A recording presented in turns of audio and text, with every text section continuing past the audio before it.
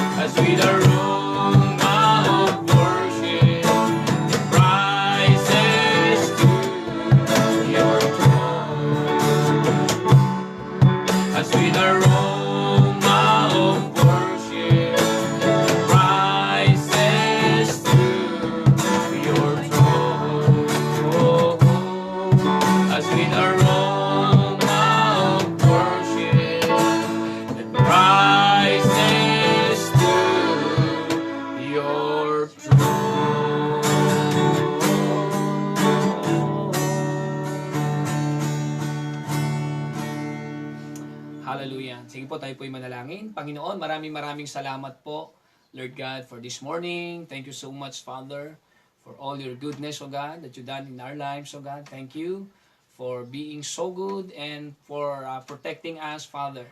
Lord God, maraming salamat even to all your provisions, O God, that we have been, Lord God, received from you, Father. Thank you so much. And Father, thank you for all the victories, O Lord God, opportunities, Father, na patuloy mo pong ipinagkakaloob sa buhay ng bawat isa. And Father, once again, Lord God, akin pong itinataas sa iyo, pagpalain niyo po ang aming pong pag-aaral ng iyong salita, Lord God, upang maunawaan, maintindihan, at masunod po namin ang iyo pong mga naisin, mga plano sa aming mga buhay. Salamat din, O Diyos, sa iyong patuloy, Panginoon, na Lord God, na pagkalinga. O Lord God, higit sa lahat, ito pong aming pong probinsya ng Nueva Vizcaya. Lord God, sa kabila po ng aming naranasan na kalamidad at may mga buhay na nawala, sa papasalamat pa rin po kami, Panginoon, sapagkat tunay, kayo po ay mabuti pa rin sa amin, Panginoon. Lord God, hindi niyo po ipapahintulot, Panginoon, Lord God, ang pagkawasak ng isang lugar kung may mga taong nananalangin, Panginoon, nag-i-intercede para po sa kanilang mga bayan. Salamat, O Diyos, and Father, we always, Lord God, acknowledge your holy presence, Father, to be with us, O Lord God. Acknowledge namin, welcome po namin ang iyong presence. Be with us, O God. Fill this place, Father, maging po ang aming mga kapatiran na patuloy na sumusubaybay at nanonood po dito. I-bless niyo po sila at ingatan mo rin sila, Panginoon, at Lord God, puspusin mo rin sila, Panginoon, upang sa kanila pong pakikinig, kanila pong maunawaan, maintindihan, at masunod din, Panginoon, Lord God, ang iyo pong mga naisin, Lord God, sa buhay ng bawat isa. Maraming salamat, at ito po ang aming samot dalangin sa pangalan ni Jesus. Amen at Amen. Ayan. Wow, sa pong mapagpalang umaga po sa inyo pong lahat dyan sa inyo pong mga tahanan, sa mga meron pong cellphone, na nanonood ngayon, ay nawa po ay lahat po tayo ay makaranas po ng biyaya ng Panginoon. At syempre, alam ko rin naman po na wala naman pong itinatangi ang Diyos. Ang nais ng Diyos, ang lahat ng tao ay mapagpala ang kanilang mga buhay. So ang ating pong pag-aaralan for this morning, babuklat po tayo ng ating pong Bible sa John chapter 5, 1 to 15. Yan po yung ating babasahin. John chapter 5, 1 to 15. Sa book of John pa rin po tayo. John chapter 5, verse 1 to 15. Okay, babasahin ko po ito sa inyo. Sabi niya po dito, pagkaraan nito'y dumating ang isang pista ng mga Hudyo at pumunta si Jesus sa Jerusalem. Sa lungsod na ito, malapit sa pintuan ng mga tupa, ay may malaking imbakan ng tubig na may 5 portiko. Kung tawagin ito sa wikang Hebreyo ay Betsata. Betsata pala, sa Hebreyo po ito. Betsaida sa atin sa pero ito Betsata. Nasa paligid nito ang maraming may sakit, mga bulag, mga pilay, mga paralatiko. Sila'y naghihintay na gumalaw ang tubig dahil may panahong ang isang anghel ng Panginoon ay bumababa at pinapagalaw ang tubig at ang maunang lumusong sa tubig matapos na ito'y gumalaw ay gumagaling sa anumang karamdaman. May isang lalaki doon na 38 taon nang may sakit. Nakita siya ni Jesus at alam niyang matagal nang may sakit ang lalaki. Kaya tinanong siya nito, gusto mo bang gumaling? Sumagot ang may sakit, Ginoo, wala pong maglulusong sa akin kapag gumalaw ang tubig. Papunta pa lamang ako, may nauuna na sa akin. Sinabi sa kanya ni Jesus, tumayo ka, buhatin mo ang iyong higaan at lumakad ka. Noon di, gumaling ang lalaki, binuhat ang kanyang higaan at lumakad. No'y araw ng pamamahinga. Kaya't sinabi ng pinuno ng mga Hudyo sa lalaking pinagaling, araw ng pamamahinga ngayon. labag sa kautusan na dalhin mo ang iyong higaan. Ngunit sumagot siya, ang nagpagaling po sa akin ang nagsabing buhatin ko ang aking higaan at lumakad ako. So ito'y binalik sa ating Panginoon. At siya ay tinanong nila, sino ang nagsabi sa iyong buhatin mo ang iyong higaan at lumakad ka? Ngunit hindi alam ng lalaki kung sino ang nagpagaling sa kanya. Wow! Sapagkat maraming tao sa lugar na iyon at nakaalis na si Jesus. Pagkatapos nito, nakita ni Jesus sa loob ng templo ang lalaki at sinabihan itong, magaling ka na ngayon, huwag ka nang gumawa ng kasalanan at baka masahol pa riyan ang mangyayari sa iyo. Umalis ang lalaki at sinabi sa mga Hudyo na si Jesus ang nagpagaling sa kanya. Sige po, tayo po ay pansamandali pong magpasalamat sa salita ng Panginoon. Panginoon, pagpalain niyo po ang iyong salita. Nawa, Diyos, ito pong aming pag-aaralan ay, Lord God, amin pong masumpungan. Lord God, amin pong matanggap ang biyaya at pagpapala buhat sa iyong salita. Lord God, sa pagkabasa po nito, isa pong kwento, Lord God, ng isang taong may karamdaman na malubha, Lord God, at walang kakayanan upang tulungan ang kanyang sarili. Lord God, wala rin po siyang kakayanan para gumaling.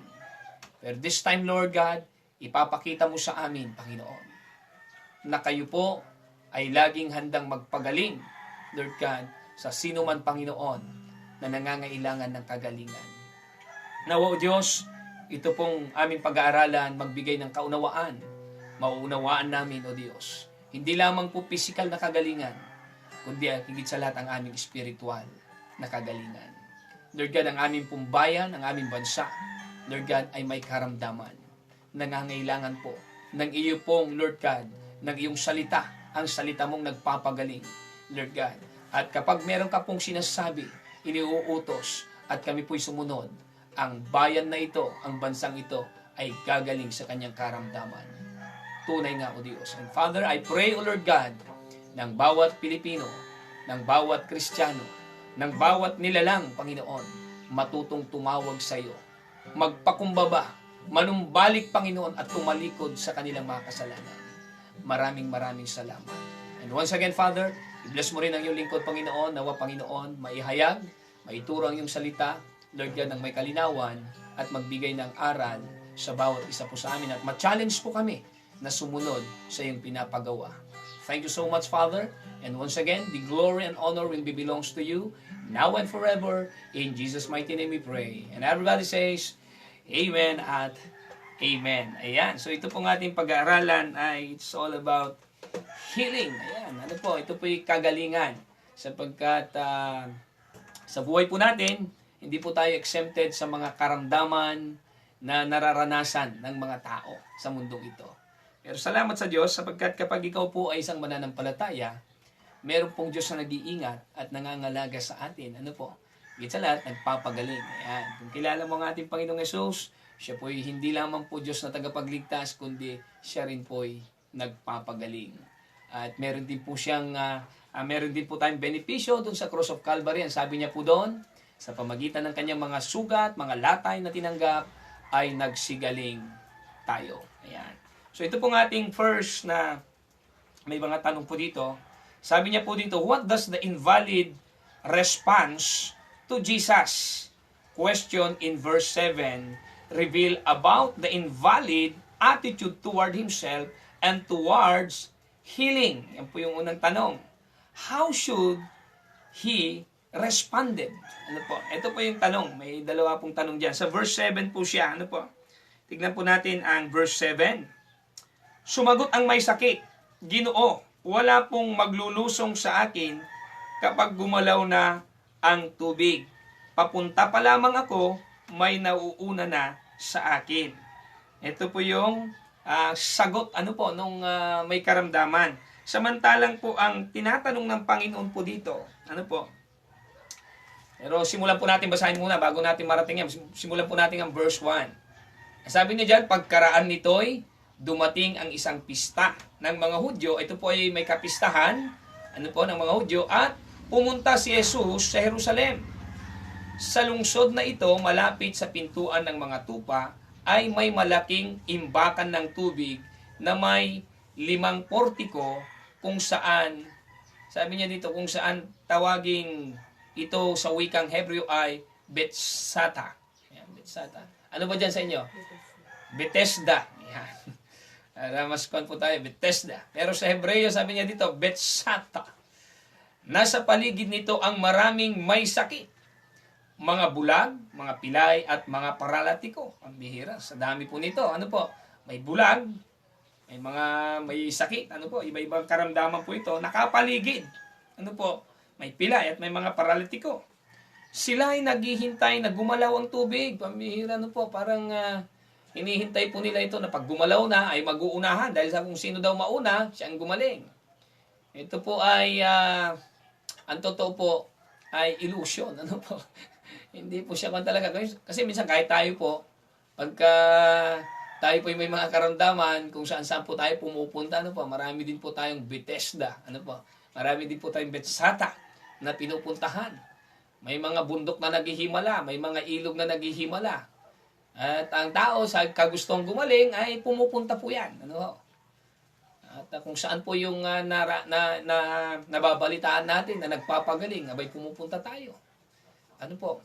Pero this time, titignan po natin sino ba talaga ang magpapagaling sa mga karamdaman na wala po tayong kakayanan na pagalingin ang ating sarili. Ito po Verse 4. Sila ay naghihintay na gumalaw ang tubig dahil may panahong ang isang anghel ng Panginoon ay bumababa at pinapagalaw ang tubig at ang maunang lumusong sa tubig matapos na ito ay gumalaw ay gumagaling sa anumang karamdaman. Wow! Hindi din po. Verse 5. May isang lalaki doon na 38 taon nang may sakit. Napakahabang panahon, 38 years na siya po ay may karamdaman, at 38 years na ito po ininda niya. Naranasan ang sakit at kirot. Matindi po, 38 years. Ang Panginoon, ilang taon pa lang siya dyan. Ibig sabihin, hindi pa na ipapanganak si Jesus nung panahon na yan ay may karamdaman na itong lalaki kasi 38 years. So, may katandaan na rin po ito. So, this time, sabi niya dito, ang sabi niya, may isang lalaki doon na 38 taong nang may sakit. Verse 6. Nakita siya ni Jesus at alam niyang matagal nang may sakit ang lalaki. Ang ating Panginoong Jesus, tingnan niyo po. Hindi pa na ipapanganak ang Panginoon, pero alam niyang matagal na may karamdaman ang lalaking ito. Dito niyo po mapapansin that our Lord Jesus Christ was all-knowing God. He's omniscient. Nalalaman niya po ang lahat. Kaya tayo, yung mga nangyari sa atin sa nakaraan, nalalaman niya po. Mangyayari kasi naharap, alam pa niya At sa kasalukuyan, alam ng ating Panginoong Hesus.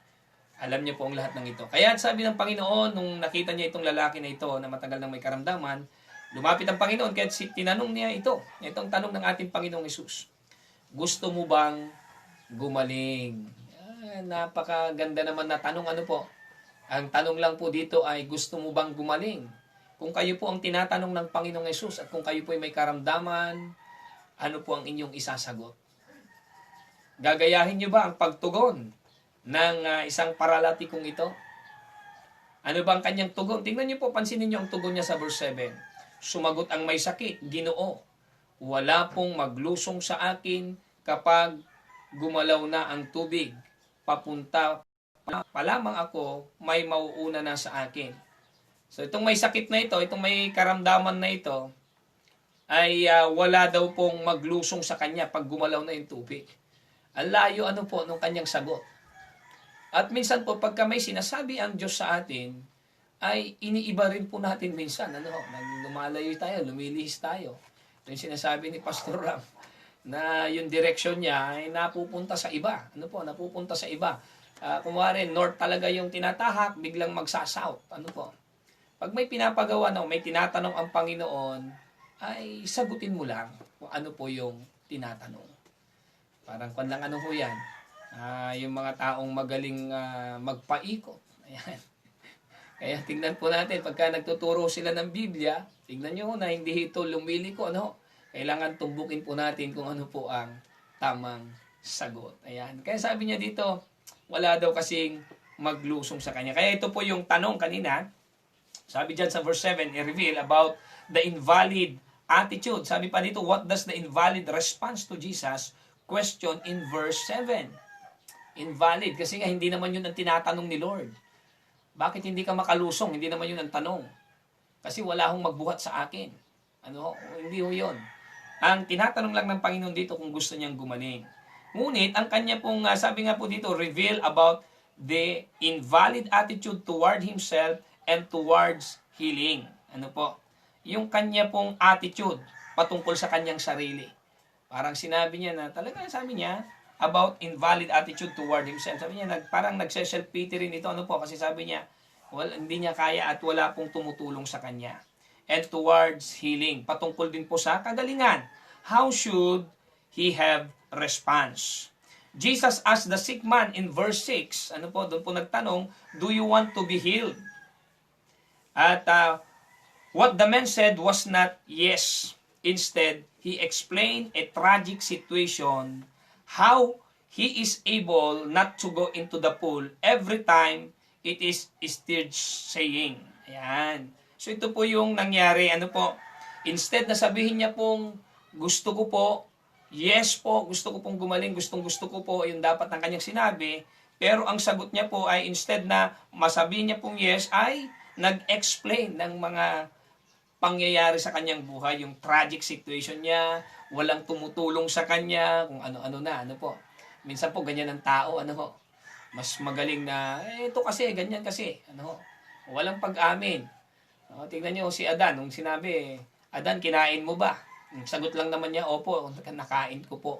Ano po sabi ni Adan sa Garden of Eden, ano po? Itong babae kasi. At nung yung babae naman, totoo ba? Itong ahas kasi. Ano po, ito nagkakaroon po ng pagtuturo-turo. Ayan. At ito naman po ay nag-explain pa. Ano po? Ng mga sitwasyon. Sabi niya doon, how he is not able to go into the pool every time is stirred saying, Sir, sabi niya, I have no one to put me into the pool when the water is stirred up. And while I am going, another step down before me. So wala siyang nauunahan po siya lagi. Bakit po? Siyempre wala nga. Mahina siya. May sakit nga eh. Mahina siyang bababa, nauunahan na ho siya. Kaya pag nauunahan, hindi na rin po niya, dahil ang paniniwala nila, yung una lang lulusong, siya lang gagaling. Matindi, ano ho. Buti na lang Panginoon, hindi ho ganon. Ano ho. Wow. At dito po makikita po natin, sabi niya dyan, by this kind of response, the sick man only see Jesus to be just another person who might help him to get into the pool. So itong may sakit na ito na lalaki, ang tingin lamang sa Panginoon ay pwedeng pakiusapan o maawa sa kanya na siyang tumulong sa kanya na kapag naggumalaw yung tubig ay tutulungan siyang ibaba doon upang mauna. Yun lang ang tingin niya sa ating Panginoon. At minsan, ano ho ba ang tingin natin sa Diyos? May tingin ho ba tayo sa Kanya na may kakayanan ng lahat ng bagay? Yung mga imposible sa buhay mo ay kaya niyang gawin? Ngayon, kung talagang ikaw ay naniniwala dyan, dapat ikaw ay hindi po magsasalita ng mga negative o pag-aalinlangan. Kasi may mga tao po kasi, alam niya na ang Panginoon niya ay makapangyarihan. Marahil lumalabas po sa bibig natin. Sinasabi natin, ang Diyos natin, ang Panginoong Yesus ay nagpapagaling ng anumang klase ng karamdaman. Tapos nung ikaw may karamdaman, nagkaroon ka ng pagdududa.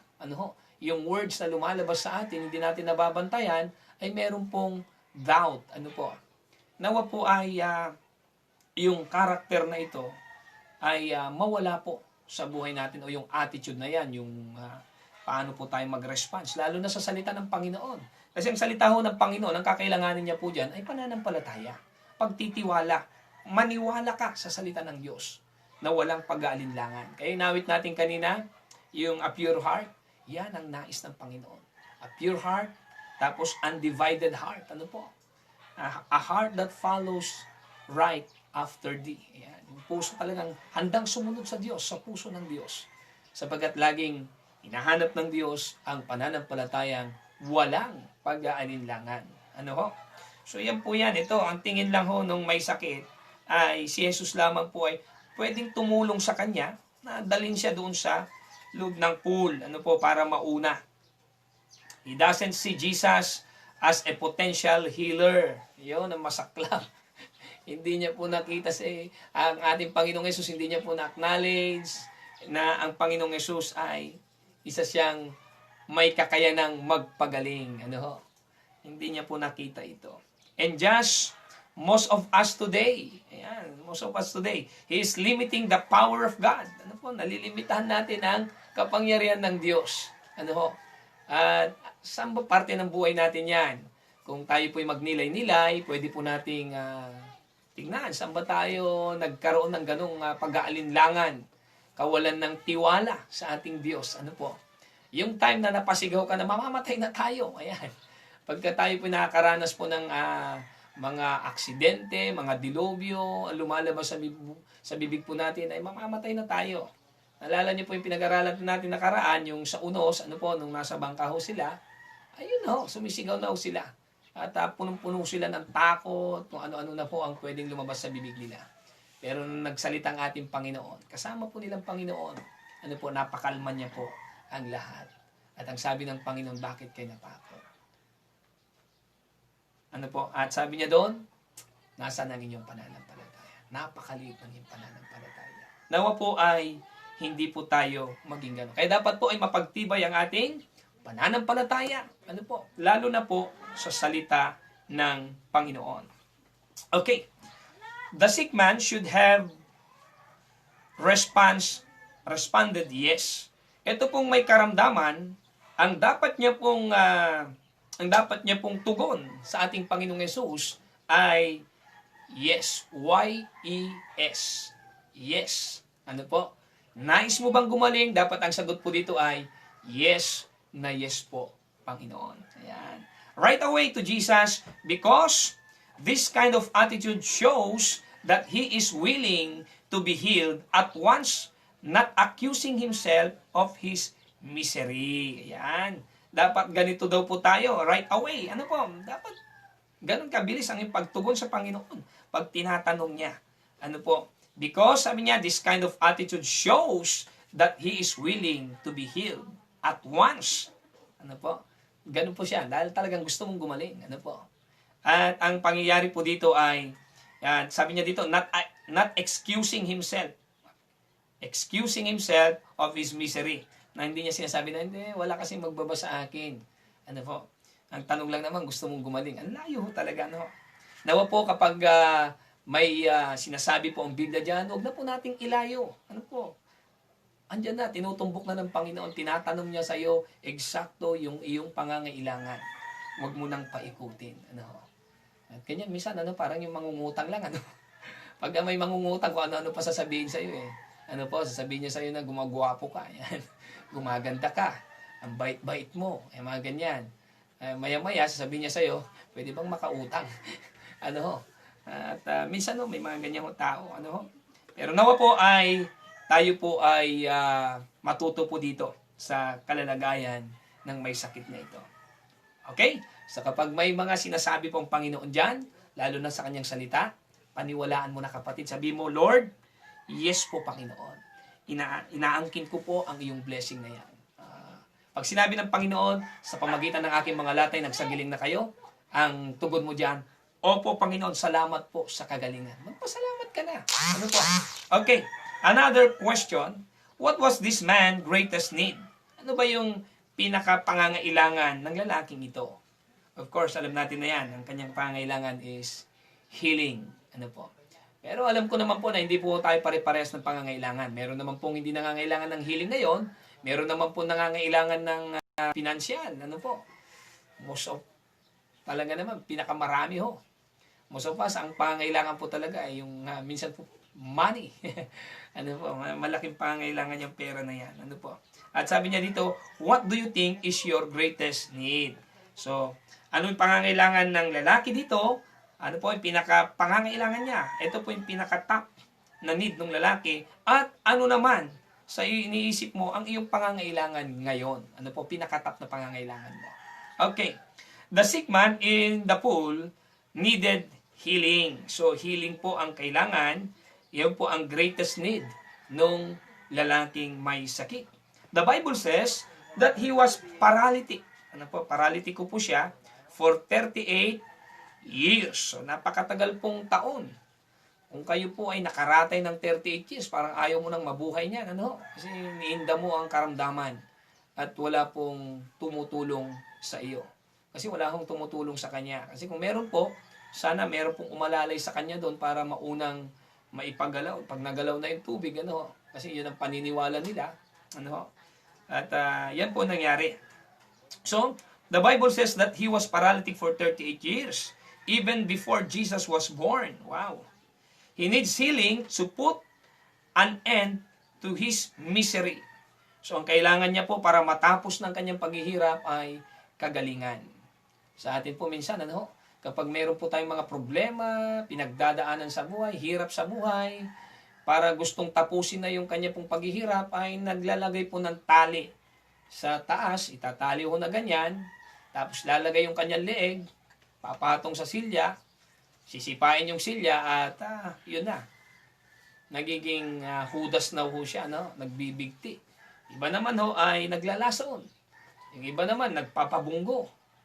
Bay, pipili mo yung bumunggo sa'yo, wag naman pison, ano? At yan ang ginagawa ng tao para tapusin ang kanilang paghihirap. Pero may mga tao ho ay ang kailangan po niya talaga ay kagalingan upang matapos ang kanyang paghihirap. Ano ho? Kung kayo ho ay may mga problema po, hindi po pagbibigti, hindi ho paglalason, hindi po pagpapabunggo, pagpapatiwakal ang solusyon ng iyong problema. Kapatid, kapag ikaw may problema, ang kailangan mo ay ang ating Panginoong Hesus. Tumawag ka sa ating Panginoong Hesus. Siya po'y makikinig sa iyo. Tutulungan ka niya, aalalayan ka ng Panginoon, dadalhin ka niya sa tamang solusyon ng iyong problema. Ano po? Ang nais lang ng Diyos, ikaw ay magsisi, aminin na ikaw makasalanan, magsisi, tanggapin mo siya sa iyong puso, paghariin mo siya sa iyong buhay, siya po ang iyong gawing Panginoon at tagapagligtas ng iyong buhay. At natitiyak ko po, aayos ang iyong buhay. Ano po? Okay, so that's it. But no one helped him whenever the water in the pool was stirred. Sabi niya dito, in this helpless state, ano po, helpless? Ano po, walang kapag-asang, walang kapag-asa pong kalalagayan. Ano, he desired nothing else but healing. Wala po siyang ibang ninanais sa kanyang buhay kundi gumaling. Truly, what is man's greatest need?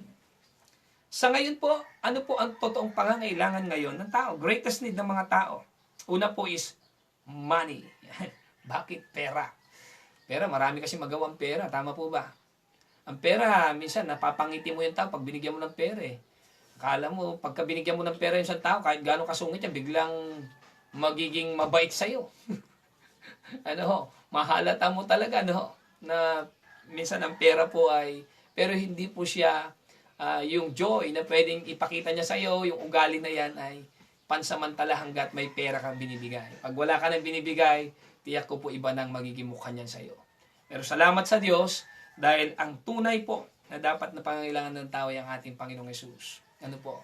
Mabigyan kanya ng kapayapaan, ng kaligtasan sa iyong buhay, ang iyong kapatawaran ay maigawad sa iyo, matanggap mo ang kapatawaran ng Panginoon. Ibang joy po mararamdaman mo. Ano ho? Magkakaroon ka ng kagalakan sa kabila po ng mga nararanasan sa buhay. Ano po? Hindi mo ito iindain. Bakit? Sapagkat mararanasan mo ang joy na nagmumula sa Diyos. Ano po? Pero yung sa pera po, pansamantala ho yan. Hindi ho yan nagbibigay ng eternal joy. Ano ho? Ang joy po niyan habang nandyan. Minsan pa nga nagbibigay pa sa'yo ng kalungkutan ang pera na yan. Pero yan po ang isa po sa nagtatap na pangangailangan po ng tao ay pera. Fame, katanyagan, pambihira, kasikatan. Ano, siguro ang gustong sumikat dito, yung mga tumatakbo lamang ho. Ano, mga gustong maupo na may katungkulan, naghahanap po sila ng fame. Ano po, fame, katanyagan, yung kasikatan, yan. Power, yan, yung authority rin, ano po, yung kapangyarihan. Maraming naghahangad yan. Sa paghahangad po ng kapangyarihan, kahit na sila po ay makasakit ng kapwa, ay ginagawa nila. Maupo lamang o makuha lamang ang kapangyarihan. Kahit po sila'y makapatay, Yan, gagawin nila. Makasira ng buhay ng may buhay. Ay makuha lamang ang kapangyarihan, ay yan po ang ginagawa ng mga tao. So ito pong mga hinahangad na ito ay ang pera hindi naman masama. Tanging tatandaan, ang pera hindi masama. Pero ang sabi ho ng Bible, the love of money, yung pagmamahal sa pera, yun po ang nagiging sanhi po o ugat ng kasamaan. The root of all evil is money, the love of money. Yun po yung pinakamasaklap na pwedeng gawin sa atin. The same time, ang money minsan po ay instead na mauna mong paglingkuran ng Diyos, instead na ang Diyos po ang iyong inuuna, ay nauuna po ang yang pera na yan. Kaya sabi ng Panginoon, you cannot serve two master. Kayamanan o ang Diyos. Nawa po ay unahin po natin ang Diyos sa ating buhay. Ano po ba ang mga need ng mga tao? Ang tao po ay nangangailangan din po ng family. Napakahirap din po kasi yung walang pamilya. Tama po ba? Pag wala kang pamilya, napakalungkot na buhay. Naalala ko po pagka meron pong isang tao na gustong-gusto niya magkaroon ng buong pamilya at nung hindi niya ito makita at may nakita siyang mga buong pamilya at masasaya sila, yung bang nagkaroon po siya ng pag-self-pity na ganyan, yung bigat pala na yan, yun ang nagdala sa kanya para magpatiwakal. Wow. Nakitil niya ang kanyang buhay dahil po sa nakita niya na may mga masayang pamilya na kumpleto. At nakita niya ang kanyang sarili na wala siyang pamilya na nagmamahal sa kanya na gano'n. Hindi buo ang kanyang pamilya, nagagawa niya pong magpatiwakal. Wow. Grabe po yan. Kaya, kailangan po ng tao po ay isang pamilya. Salamat sa Diyos dahil sa ating pong mga gawain, hindi na lamang po tayo magkakapatid sa pananampalataya, isa na rin po tayong pamilya. Kaya napapansin niyo po, mga lingkod ng Diyos, ay pag kayo po may mga problema sa buhay, kinukumusta po nila kayo kung ano po meron sa inyo. Kung kayo po ay masaya, nakikigalak po kami. Pag kayo po ay may kalungkutan, ay pumupunta rin po kami. Ibig sabihin, yan po ay nararamdaman niyo rin po na tayo po ay kabilang sa isang pamilya. Ano po bang kakailanganin natin? Family, friends, yan. Kailangan din po ng tao ang kaibigan. Masakla po yung walang kaibigan. Pag wala kang kaibigan, walang tutulong sa iyo. Wala kang masasabihan ng iyong mga problema. Ang sarap may mga kaibigan po. Ako po, may mga kaibigan po ako. Diyan po lang sa Ramon Isabela. May mga kaibigan po tayo diyan. Hindi lamang po sila basta kaibigan. Higit pa sa magkakapatid ang turingan ho namin. At grabe, nararamdaman mo, hindi lang po sa salita. Nararamdaman na sila po'y pamilya mo, kaibigan mo. Hindi lamang po. Pastor, hindi lang po. Mahigit pa pala. Kaya ang sarap sa pamilya po ng Diyos. Kapag kapamilya mo sa Panginoon, yung mga kaibigan, wow, napakasarap. Kaya totoo talaga yung awitin noon ng mga bata na ang buhay ng Kristiyano ay masayang tunay. Bakit nila nasabi masayang tunay? Kasi nga nararamdaman, hindi lamang po salita yan. Ipinaparamdam po nila. Nararanasan mo. Meron pong expression ng kanilang pagmamahal. Natutulungan kanila. Hindi ka lang basta natutulungan. Nai-encourage kanila. Nakakapagbigay ho sila ng advice. Advice po na biblical advice. Kasi mga Kristiyano po sila. Wow, sarap. Kaya yan po yung ating pong mga kakailanganin. Pera, minsan, yan po. Pero, this list goes on and on. All of the above mentioned would be beneficial to us. Oo nga naman. But one thing is for sure. Ano po yung isang siguradong sigurado? Our greatest need is not just for physical or social financial consumption, but also our spiritual need. Yun. Our greatest need is not just physical. Hindi lamang po physical. Not only social or financial consumption, but also our spiritual need. Ayan. Yan po yung kakailanganin talaga natin, yung ating spiritual na buhay. Kaya mga kaibigan natin, kapag mga Kristiyano ho yan, mapapansin mo pag sila po yung nag-advise. Ang tunay na Kristiyano, pag nag-advise ho yan, kukunin niya ang Bible. Mananalangin kayo. Tapos, ang wisdom ng Panginoon ay ipagkakalob niya. magkakaroon po ng word of wisdom. Ano po? At yun ang gagamitin niya para encourage so tayo. Para tayo po ay, ano po? Tayo po ay kanya pong, ano yung i-counsel, ano? Yung counsel, ano? I-counsel niya ho tayo. Okay. As a Christian, what we really need is Jesus Christ. Bilang isang Kristiyano, ang tunay mong kailangan ay ang ating Panginoong Hesukristo. If you are a Christian, ang tunay mong kailangan is the Lord Jesus Christ. Siya ang ating kailangan. In Christ, we find healing. Ano po? Sa ating Panginoong Hesukristo, matatagpuan mo ang kagalingan. Walang pagdududa. 100%. Ano po? Ang Panginoon ay nagbibigay ng kagalingan. Sinabi niya po yan, sa pamagitan ng aking mga latay, kayo ay nagsigaling na. Wow, praise God. So, ang kailangan po natin ay ang ating Panginoong Hesukristo. Salvation, ayan. Kailangan natin ng kaligtasan. Ang bawat tao, bawat nilalang, nangangailangan ng kaligtasan. Kaya nga pinag-utos ng Panginoon, humayo sa lahat ng dako at ipangaral ang mabuting balita. Ano bang good news ng Panginoong Hesukristo? Ay tagapagligtas. Malalaman ng isang tao na siya po'y nangangailangan ng kaligtasan sapagkat siya po ay, ano po, sabi po ng Bible, lahat ng tao ay nangagkasala at walang matuwid kahit isa. Ang lahat ng tao po ay nagkulang sa harapan ng Diyos at hindi karapat-dapat. Ano po? At ang kabayaran po ng kasalanan ay kamatayan. According to Romans 6:23. Ano po? For the wages of sin is death. Ano po? But the gift of God through Christ Jesus is eternal life. Wow! Ano po? Kaya, yan po, kaligtasan. Isa po sa ibibigay ng Panginoong Hesukristo. Yan ang number 1 na pangangailangan natin. Yung kagalingan po ay benepisyo na lamang po yan. Ano po? Bilang isang mananampalataya, wow, kasama na po yan. Parang package na yan. Pag iniligtas ka ng Panginoon, pati kagalingan, ibinibigay ng Diyos. Ano po? Salamat sa Diyos. Then, of course, salvation, redemption, ayan po, peace, prosperity, love, and a whole lot more. Wow, marami pa. Ano po?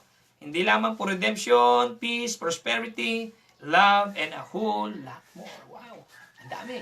Ang dami nating matatanggap sa ating Panginoong Hesukristo.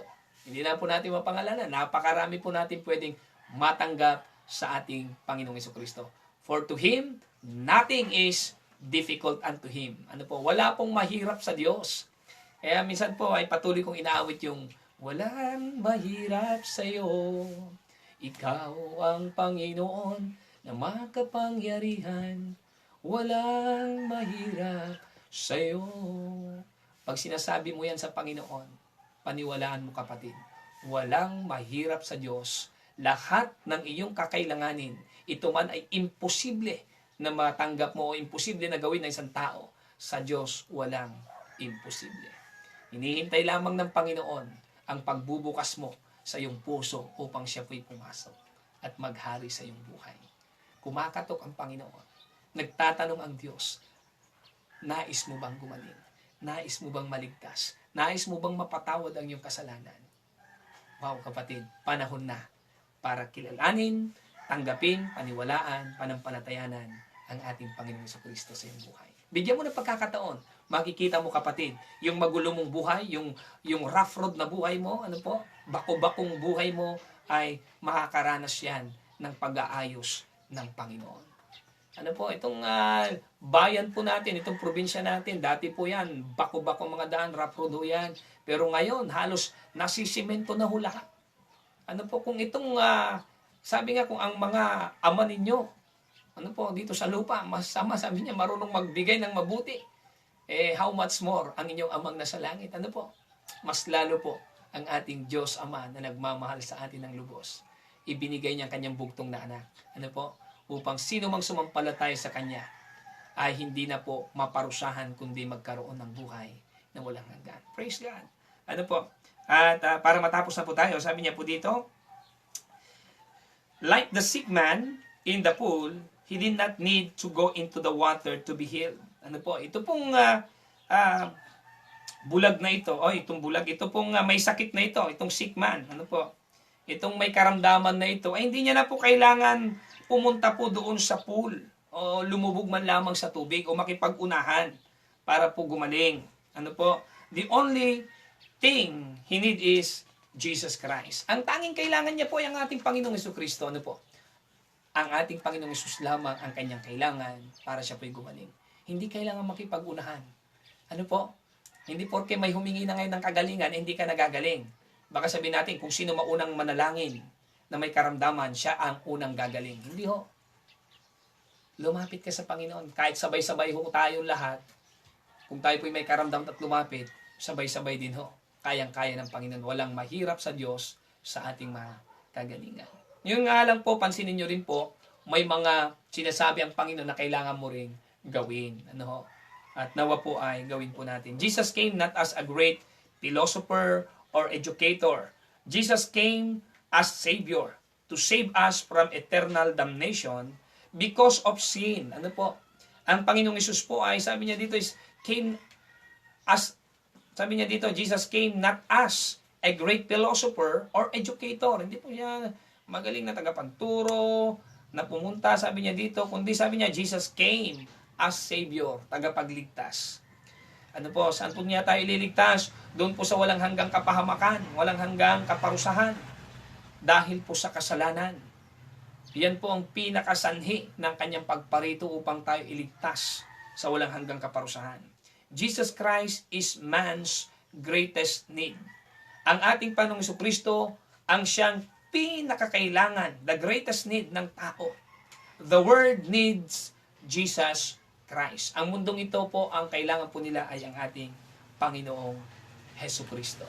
Siya po ang kailangan ng lahat ng tao. Ano po? Yan. Sa Titus chapter 3, dalawang verse na lang po ito, tapos na po tayo. Tutuloy na lang po natin sa susunod natin pag-aaral. Titus chapter 3, verse 4 to 7. But when the kindness and love of God, our Savior, appeared, He saved us, not because of righteous things we had done, but because of His mercy. He saved us through the washing of rebirth and renewal by the Holy Spirit, whom He poured out on us generously through Jesus Christ, our Savior, so that having been justified by His grace, we might become heirs and having the hope of eternal life. Panghuli pong babasahin po natin is John 3:16. Ayan. For God so loved the world that He gave His only begotten Son, that whosoever believe in Him should not perish but have eternal life. Okay, so tignan po natin ang Tagalog po nitong Titus. Ano po? Di bali po, dito na po tayo magtatapos po. Titus chapter 3, verse 4 to 7. Yan, sabi niya dito, ngunit nang mahayag ang kabutihan at pag-ibig ng Diyos sa ating tagapagligtas. Nahayag, ano po? Yung kanyang kabutihan, yung kanyang pag-ibig ng Diyos na ating tagapagligtas. Ano po ng Diyos na ating tagapagligtas. Ang Diyos po'y tagapagligtas. Ano po? Iniligtas niya tayo hindi dahil sa ating mabubuting gawa, kundi dahil sa kanyang habag sa atin. Uulitin ko, 100% iniligtas ka ng Panginoon dahil sa kanyang habag. Ito po'y regalo ng Diyos. Ano po? Ito po ay talagang totally by faith po talaga ang kaligtasan. Ano po? Sa pamagitan po ng pananampalataya. Ano po? Regalo ng Diyos ang kaligtasan. Wala ho kayong trinabaho dyan. Ano po? Yung good works, saan po magmumula ang good works? Kapag tinanggap mo ng kaligtasan, magbubunga po yan. Kung totoo pong ikaw ay tumanggap sa Panginoon, magbubunga po yan ng mabuting gawa. Ano po? Sapagkat kung papansin ninyo, sinabi po doon sa pinagaling. Di ba nung nakita siya ng Panginoon, sabi sa kanya, humayo ka na't huwag nang magkasala. Kundi, mas masahol ang mangyayari sa iyo. Ibig sabihin, ang kanyang karamdaman ay dahil din po siguro sa kasalanan, maliwanag po, ano po. Kasi hindi naman sasabihin ng Panginoon yon. Ano po, kung wala ho siyang ginawa. Pero may mga tagpo noon na yung pinagaling pong isa na bulag. Dahil tinatanong kung sino nagkasala, pero sabi niya, hindi ang kanyang magulang, hindi rin siya. Nangyari ito sa kanya upang mahayag ang kadakilaan ng Diyos. Ano po? Pero this time, ang sinabi ng Panginoon sa kanya, huwag ka nang magkasala. Umayot, huwag ka nang magkasala. At dito lang po nalaman nung lalaki na gumaling na si Jesus pala ang nagpagaling sa kanya. Kasi hindi niya alam. Tinanong ito ng mga, dahil sabi niya, bakit ka nagbubuhat ng iyong higaan, araw ng pamamahinga? Bawal yan pinagbabawal yan. O, ano po? Against po sa kanilang mga paniniwala, yung nangyayari. Kasi araw ng pamamahinga, bawal gumawa. Pero ang Panginoon po ay, siya po mismo nagsabi, buhatin mo ang iyong higaan. Ibig sabihin, hindi ho masama. Hindi ho masama. Pwede pa rin po tayong kumilos, gumawa sa kahit araw po yan ng pamamahinga. Lalo na po ito ay pangangailangan ng mga tao sa kanilang buhay, sa kanilang pangangailangan. Importante talaga sa Panginoon yung pangangailangan. Naalala ko tuloy yan. Mahalaga sa Diyos ang pangangailangan ng isang tao. Lalo na po sa kanilang karamdaman. Kasi ang Panginoon, siya na mismo lumapit. Hindi niya na hinintay na sabihin, Panginoon, pagalingin mo ako. Ang dami pong may mga karamdaman. Talagang sumisigaw sila sa pangalan ng Panginoon. Pero this time, ang Panginoon na mismo lumapit. Bakit ho? Natatagalan na ho siya. 38 years. Alam ng Panginoon, matagal na siyang may karamdaman. So yan po.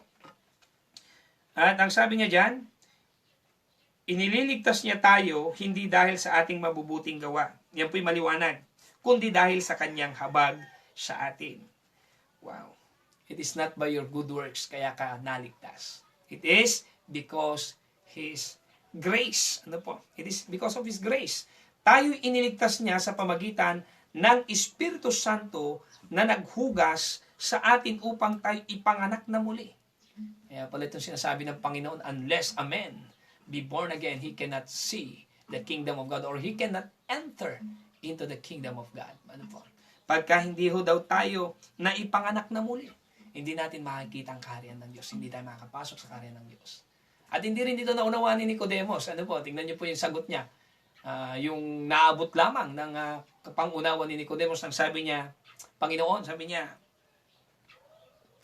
pwede ba akong makapasok kung matanda ng isang tao? Makakapasok pa ba siya sa sinapupunan ng kanyang ina para siya po'y muli panganak? Hindi niya naintindihan.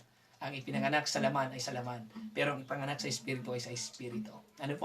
That's why, ang tinutukoy na po dito, ang sabi niya dito, tayo nailigtas siya sa pamagitan ng Espiritu Santo na naghugas sa atin upang tayo ipanganak na muli at magkaroon ng bagong buhay. Kaya ang ipinapanganak po sa espiritu, when you are born in the Spirit, ikaw po ay nagiging, sabi niya dito, nagkakaroon ka ng bagong buhay. Doon na po magkakaroon. Bakit po magbagong buhay?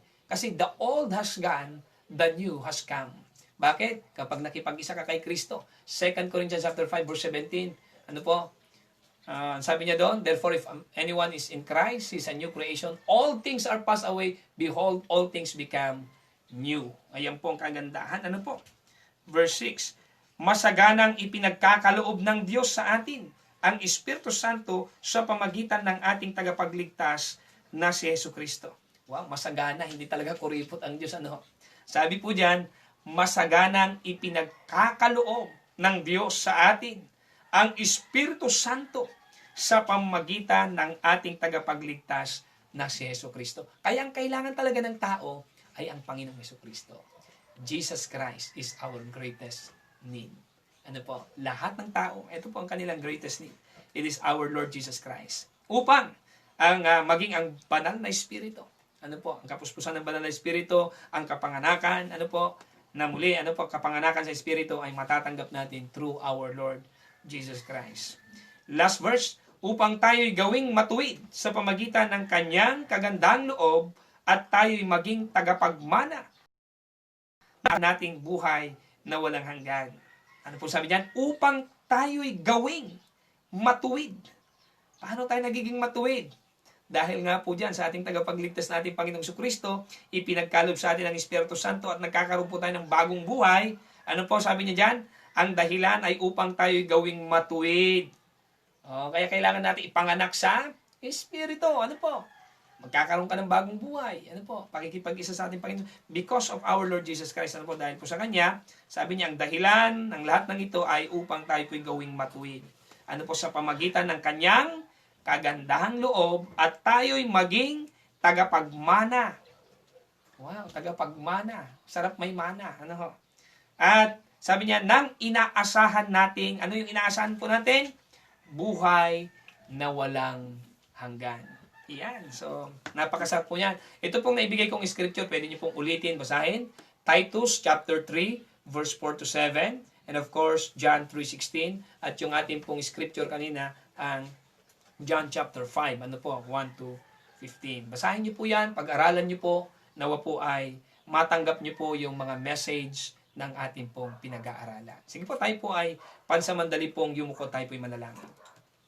Panginoon, maraming salamat po sa aming pong pinag-aaralan. Napakasarap pong pag-aralan ng iyong salita. Tunay, Panginoon, na napakayaman ng iyong salita. At nakita po namin, Lord God, na kayo po'y nangungusap sa amin. At nais mo, Panginoon, na, Lord God, tumugon po kami, Lord God, ng tamang pagtugon. Lord God, tamang pagtugon sa iyo pong mga salita, sa iyo pong pangungusap sa amin, Lord God. Naniniwala po ako, Panginoon, wala pong pangangailangan ng tao na hindi niyo po alam. You are all-knowing God. Panginoon, sa mga viewers po namin ngayon, sa mga kapatid po namin, sa aming pong mga kababayan, Lord God, na nangangailangan, hindi pa po sila tumatawag sa iyo, nilalapitan mo na sila. At ang ginagamit mo na lumapit sa kanila, ang mga lingkod mo, Panginoon. Pumupunta na po ang mga lingkod mo. Ang mga mananampalatay lumalapit na po sa kanila upang ipakilala ka, ibigay ang tunay nilang pangangailangan.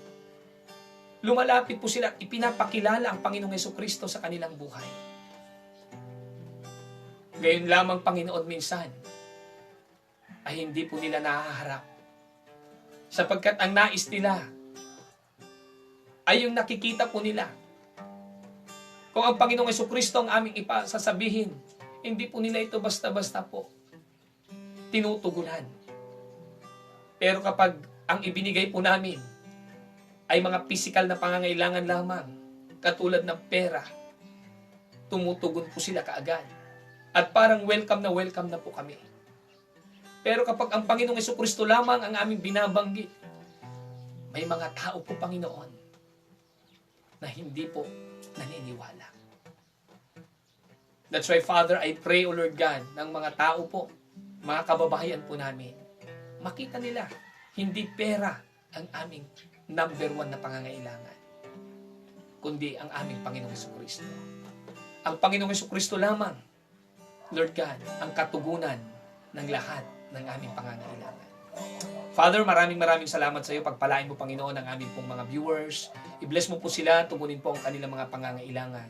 Nawa, O Diyos, ay mabigyan po nila ng pagkakataon, Panginoon. Yung mga kapwa ko pong mananampalataya, sila po ang extension mo, sila po yung mga representative mo, Panginoon. Mga ambassadors mo sila, Panginoon, na humayo, pumunta sa mga dako, Panginoon, sa mga tao, upang ipakilala po kayo, sapagkat kayo ang katugunan. Ang dala-dala po namin katugunan ng kanilang pangangailangan, Lord God, at maipakilala ang greatest need ng tao, Panginoon, ay ang kaligtasan, ang kapatawaran ng kanilang mga kasalanan.